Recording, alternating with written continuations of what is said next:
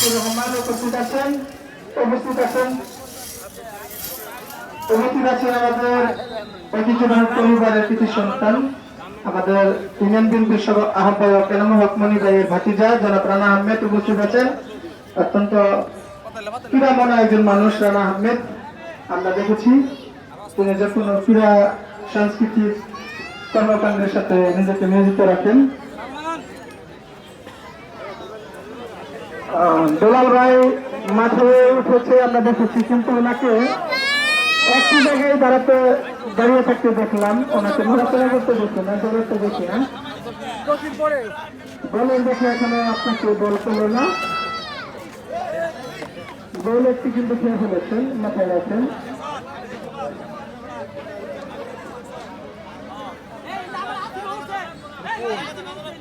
আমাদের মঞ্চের ডান পাশে যেসব দর্শক আছেন, আপনারা আপনাদের নির্ধারিত সীমানা আছে, সীমানার বাহিরে দাঁড়ান।